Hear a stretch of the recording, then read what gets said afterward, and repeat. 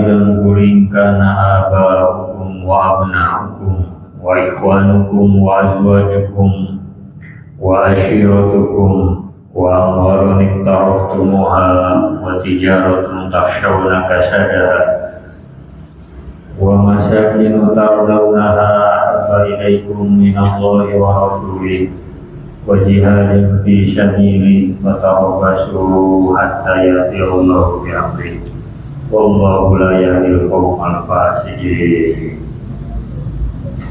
Hadirin ikhwatul iman yang dimuliakan Allah, Rasulullah Shallallahu Alaihi Wasallam telah menyampaikan kepada kita bahwa keimanan itu bisa dirasakan manisnya iman itu bisa dirasakan. Kalau mungkin kita diberikan panca indera oleh Allah, penglihatan, pendengaran, hati, kulit kita bisa merasa, lidah kita bisa mengecap.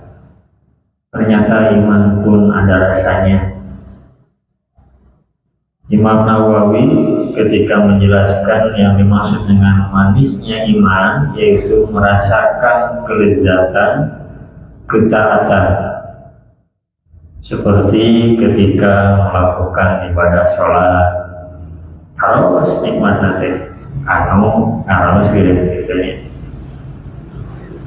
zikir, ya, berbuat baik kepada orang lain, berbakti kepada orang tua, dan yang terbeban gitu. Jadi mengalir begitu saja, dinikmati. Ketika orang merasakan manisnya madu gitu ya, raus kan gitu. Tuangan kebiasa karaos pas menuju ke daman, orang teh karaos si lidah teh sagala rupi pahit gue sagala rupi gitu. Nah jadinya sampai kayak ya Allah, ternyata betul-betul besar nikmat kesehatan itu. Maka kata Rasulullah SAW, sebagaimana diriwayatkan oleh sahabat Anas bin Malik radhiyallahu anhu, dari Nabi SAW beliau bersabda, salasun man kunna fihi wajadahunna halawatal iman. Ada 3 perkara yang apabila ada pada diri seorang mukmin, maka dia akan merasakan manisnya iman. Yang pertama kata Rasulullah SAW, man kana Allah wa rasuluhu ahabba ilaihi mimma siwahuma. Apabila seseorang menjadikan Allah dan Rasulnya lebih dia cintai dari apapun.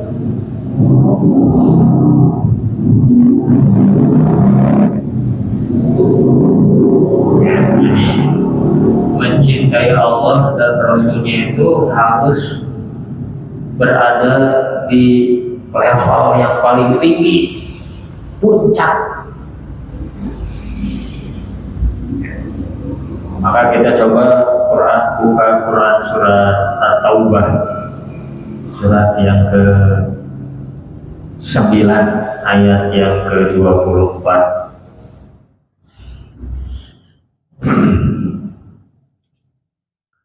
Surat At-Taubah ayat yang ke-9 surat yang ke-9 ayat yang ke-24. A'udzu billahi minasy syaithanir rajim. A'udzu billahi minasy syaithanir rajim.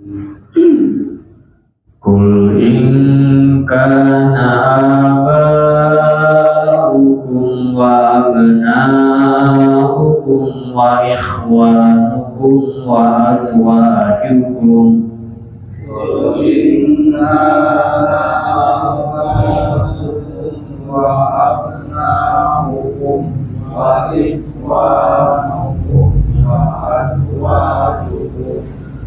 wa azwajukum wa ashiratukum wa amwalun iqtaraftumuha وأزواجكم وعشيرتكم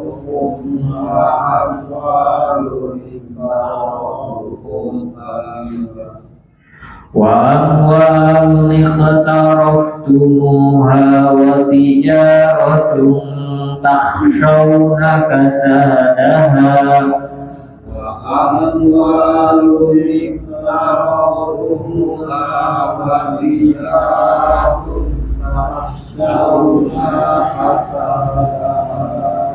وتجارة تخشون كسادها ومساكن ترضونها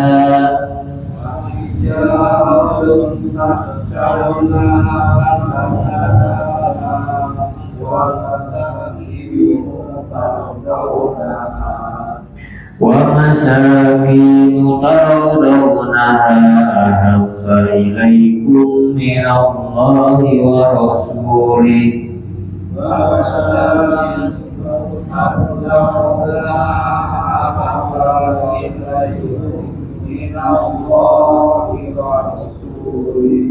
أحب إليكم من الله ورسوله وجهاد في سبيله أحب إليكم من الله ورسوله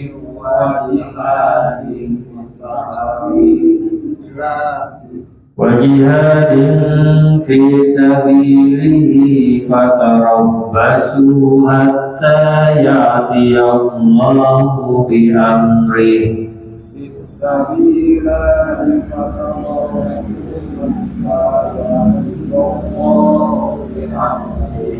والله لا يهدي القوم الفاسقين والله لا يهدي القوم الفاسقين.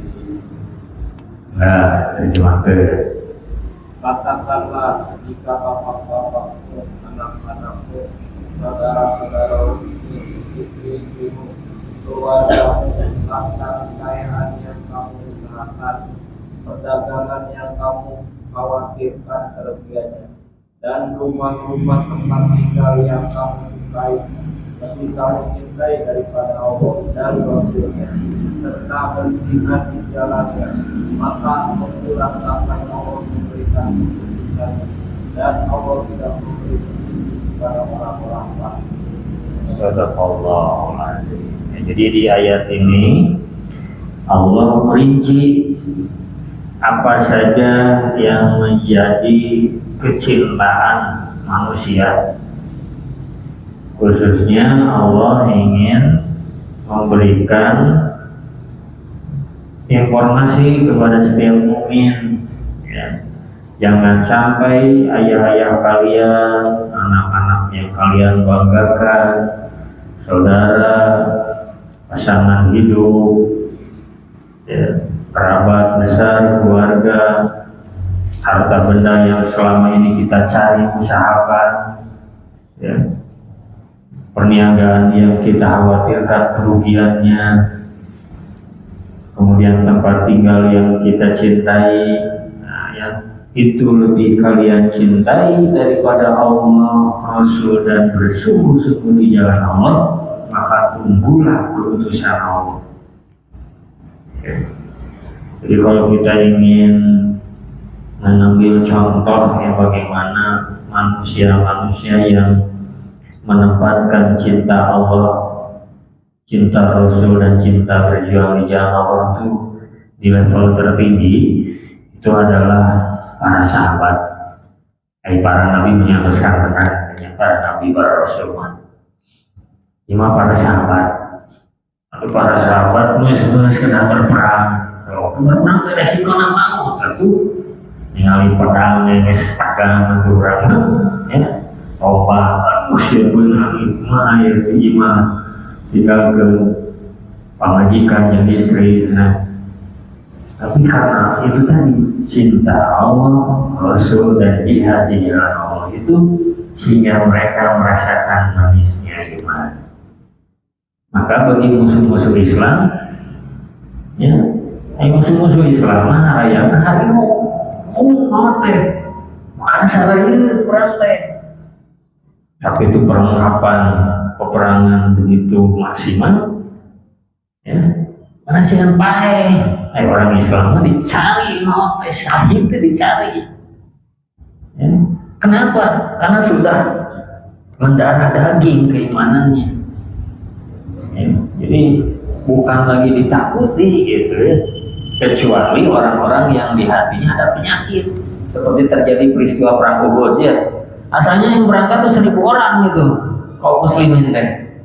Lawan 3.000. Orang kafir 3.000. Orang Islam 1.000. Di tengah jalan digembosi ku tokoh munafik, jangan perang sana bima. Balik ke 300 orang, bukan 300 orang itu kembali itu orang munafik itu. Kandung 700. Ya. Jadi sudah merasakan bagaimana cinta kepada Allah dan Rasulnya lebih dari apapun. Pertanyaannya, bagaimana kita bisa mencintai Allah dan Rasulnya kalau kita belum begitu dekat dengan Allah dan Rasul? Ya, tidak orang pun terkenal, apa? Tak kenal maka ta'aruh. Jangan kenal, kenalan dulu lah, maka akan layak, akan dekat. Kayak seseorang, apa karakternya kan? Orang bersaudara muslim, nyawa kekurangan dan kelebihan, tapi karena Allah. Nah, ya. Begitupun ketika seseorang mencintai Allah dan Rasulnya, diawali dengan taruh dulu kenalan dulu. Cara Allah Allah yang menciptakan kita. Siapa dia? Allah yang memberikan rezeki kita. Siapa dia? Allah yang mengurus segala urusan kita.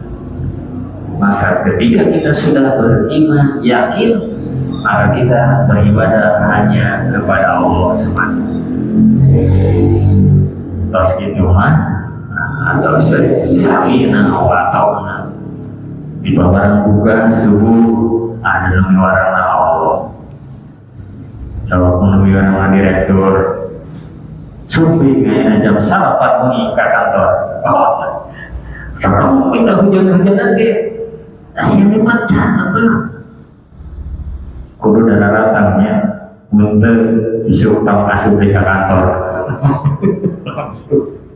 Hujan-hujanan gitu, antara hujan. Sambil begitu kan, ya. Nah, ya kenal Allah. Jadi kalau sudah mengenal Allah itu, maka akan muncul cinta asal. Siapa yang merasanya asal?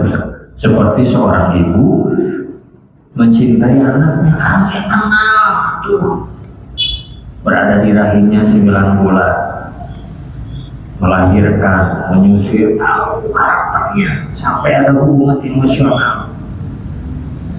Maka ada kumaha keadaannya, dia tetap akan cinta. Maka ketika orang beriman sudah mencintai Allah dan Rasulnya, maka dia ketika melakukan ibadah-ibadah itu dasarnya cinta, bukan karena keterpaksaan. Seperti seorang tua nyekolahin anaknya, dipikir secara logikanya, yang namanya kedua itu sekolah, itu sekolah jadi iman gue. Nyawa orang inter bapak ibunya seperti siapa yang seorang diplomat ulung itu Kiai Haji Agus Salim, ya. Nah sana budaknya orang inter bahasa Belanda, kumaha bapana tuh kan, bapaknya jauh bahasa Belanda, ya jadi pada ke sekolah. Kiai Haji Agus Salim kan, ngontrak kali bukan dia, nah itu founding mother itu. Masya Allah sampai detail, sama-sama. Allah nomor kedua. Begitu juga para sahabat. Masa apa? Akan dulu kene. Apakah kalian mau hijrah tidak ke Madinah? Bumi antum angkat biasa digatong diotong ya bumi kebun bomba wah ribut itu mau ontak itu tujuannya apa? Menyelamatkan agama. Kata Allah dalam Quran, wa may yuhajir fi sabilillah yajid fil ardi muragaman katsiran wa sa'a. Barang siapa yang berhijrah di jalan Allah, maka Allah akan berikan kelapangan di mana tempat yang dia datangi, termasuk berjihad. Terus yang kedua, ya, mencintai Rasulullah. Nanti kemana cinta Rasulullah? Apakah harus disebut-sebut namanya? Memuas salawat yang dianjurkan ya. Rasulullah SAW ya cukup mengikuti apa yang diperintahkan, dicontohkan oleh Rasulullah SAW. Quran surat Al-Hujurat surat 49 ayat yang ke-1. 49 ayat yang pertama.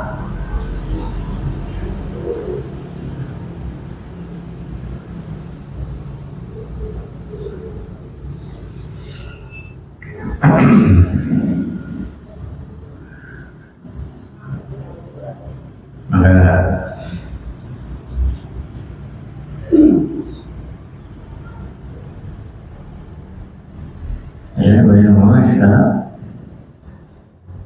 Ini terus ambil ya itu. A'udzu billahi minasy syaithanir rajim. A'udzu billahi minasy syaithanir rajim. Ya bismillahirrahmanirrahim. Bismillahirrahmanirrahim. Ya ayyuhalladzina amanu la tuqaddimu baina yadayillahi wa rasulih. Ya ayyuhalladzina amanu la tuqaddimu baina yadayillahi wa rasulih. Wattaqullah. Innallaha sami'un 'alim. Innallaha sami'un 'alim. Sadaqallah. Wahai orang-orang yang beriman, janganlah kamu mendahului Allah dan Rasul-Nya, dan bertakwalah kepada Allah. Sungguh Allah Maha Mendengar, Maha Mengetahui. Ya, sadaqallah. Hayatan orang teh di dalam kehidupan beribadah, ya kita harus mengikuti Rasulullah. Ini orang hilang masalah ibadah itu. Ya. Jadi justru rasa cinta kepada Rasulullah SAW, ya, mengenal Rasulullah sebagai uswah hasanah. Terus kadang setiap muslim mengangkat mukmin mukminah santuna kenal sareng baginda Rasul.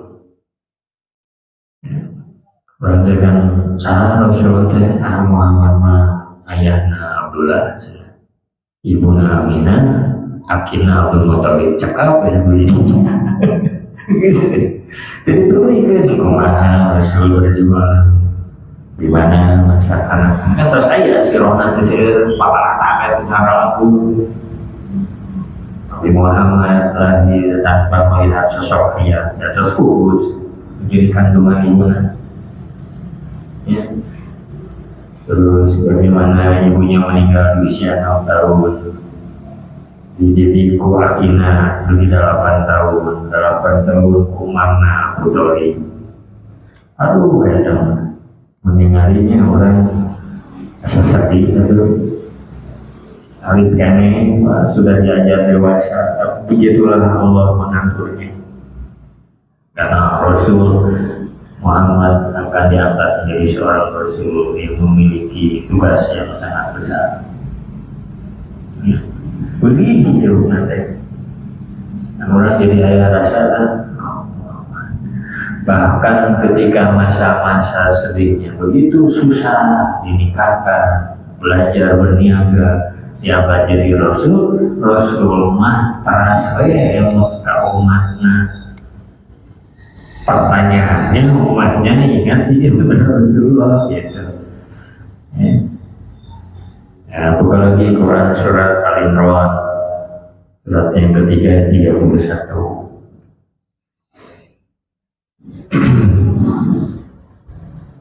Al-Imran 31. A'udzu billahi minasy syaithanir rajim.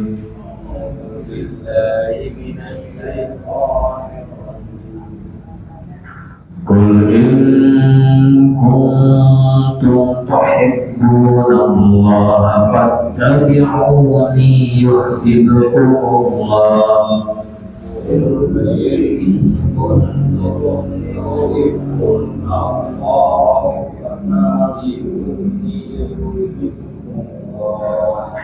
فاتبعوني يحببكم الله ويغفر لكم ذنوبكم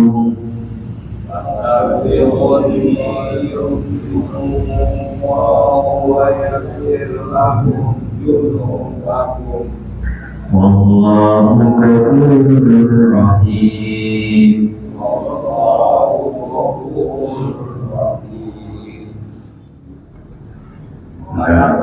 Katakanlah Muhammad, jika kamu mencintai Allah, ikutilah aku, niscaya Allah mencintaimu dan mengampuni dosa-dosamu. Allah Maha Pengampun, Maha Penyayang. Jadi Allah menyuruh kepada Rasul Muhammad, saurkeun ka umat anjeun, katakan kepada umatmu, jika kalian benar-benar mencintai Allah, maka ikutilah aku. Maksudnya gitu. Kalau semua paskantenan cinta kepada Allah, paling takwa. Maksudnya sampaikan kepada umatnya, jika kalian betul-betul mencintai Allah, ikutilah aku, kata Rasulullah. Pasti Allah akan mencintai kalian dan mengampuni dosa-dosa kalian. Kita syaratnya. Dan Rasulullah tinggal berjok. Rasulullah membimbing umat memberikan teladan. Tongkadinya lepas Rasulullah. Jadi begitu mungkin Rasul satu ngantunkan kita teh. Tidak akhirnya Rasulullah SAW berlepas diri. Dan masing-masing nabi teh nanti akan bersaksi di hadapan umatnya. Salah satu sampai Rasulullah SAW nanti di depan telaga memastikan umatnya yang ittiba mengikuti beliau agar bisa masuk ke dalam telaga. Saking cintanya Rasulullah SAW. Makanya orang mah diajar tuh kada terasa diri. Lain nanti acan paham, sok tinggal aja pelajari. Nah, tetengke di parusan orang teh, nikmat usia teh, kawalang wae sana. Ada apa ya? Tidak akan bergeser kaki seorang hamba pada hari kiamat sebelum ditanya 4 perkara, sampai ditanya 4 perkara. Masa mudanya dihabiskan untuk apa? Ya, masa muda dan masa paling kuat. Mata pendengaran fisik kuat, begadang kuat 2 hari 2 malam, walaupun kena tumbang kalau sekarang gitu. Lari mah kuat usaha. Masa muda secara umum umurmu dihabiskan untuk apa? Dimulai akhir balik lebih ke fokus ayat catatannya. Ya, walaupun nanti bagi orang beriman nanti ada dispensasi.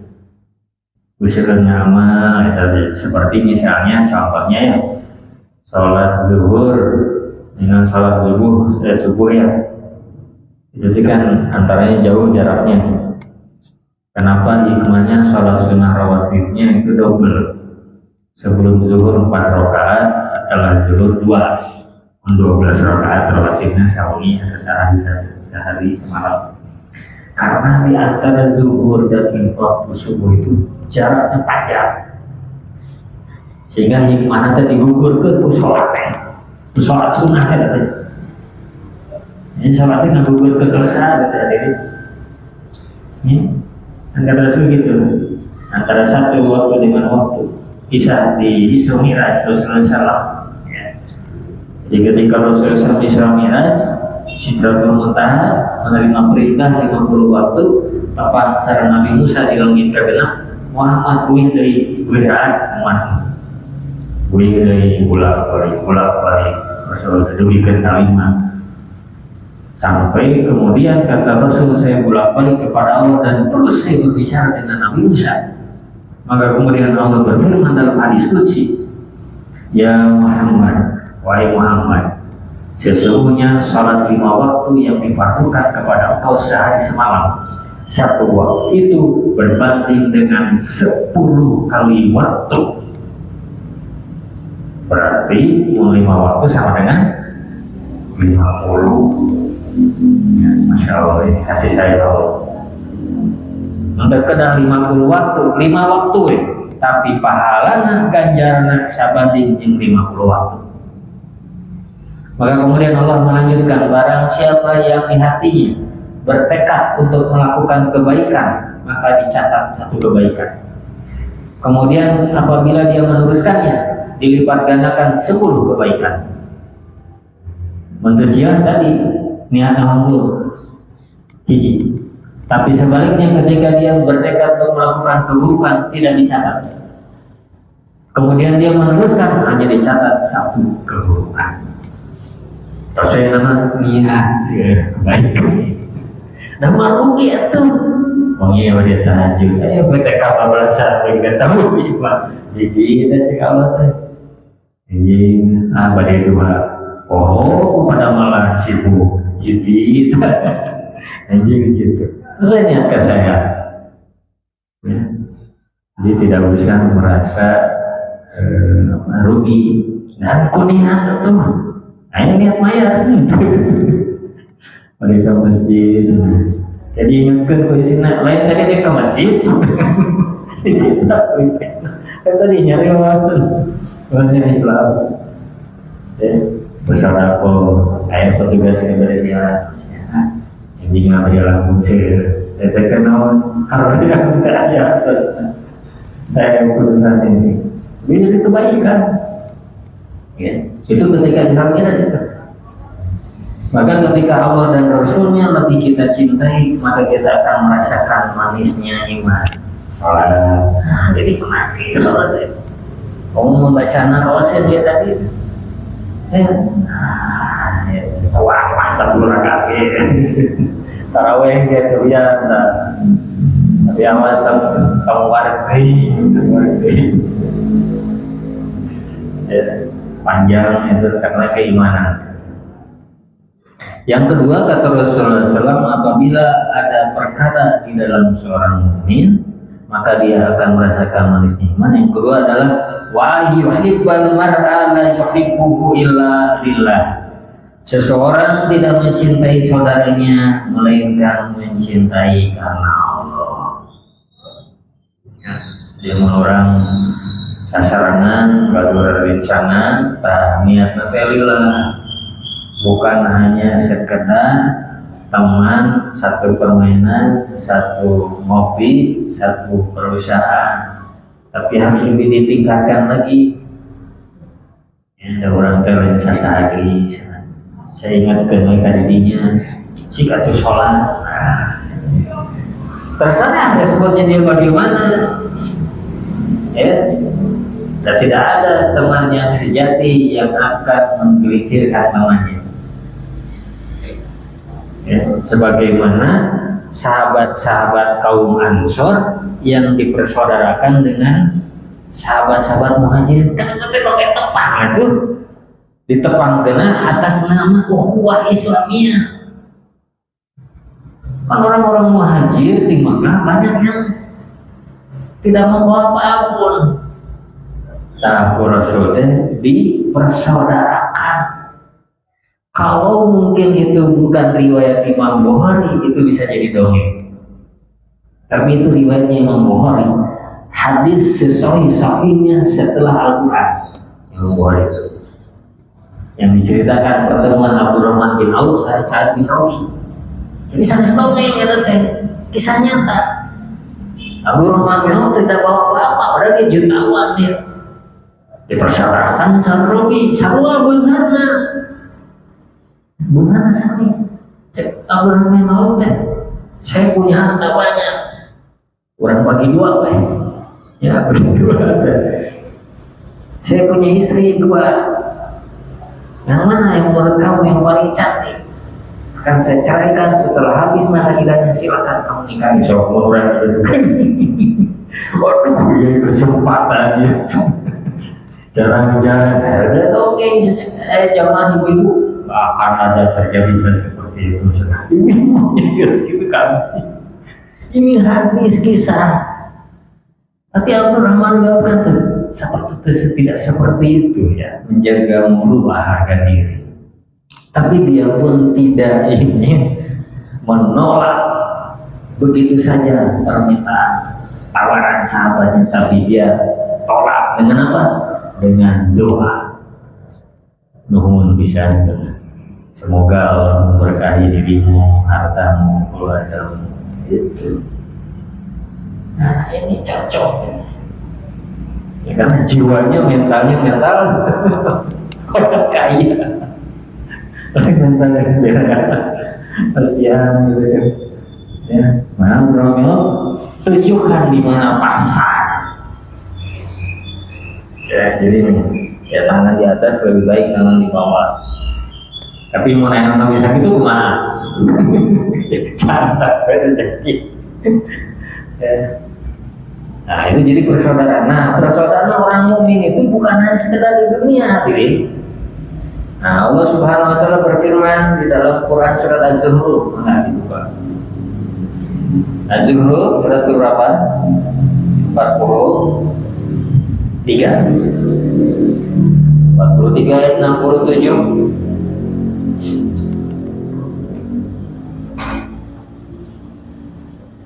Surat Az-Zukhruf 43 ayat 67.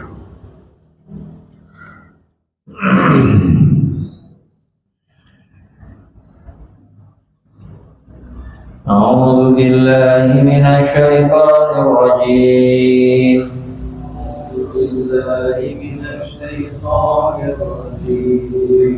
Al-akhillau yawma idzin ba'duhum li ba'din 'aduwwun illal muttaqin.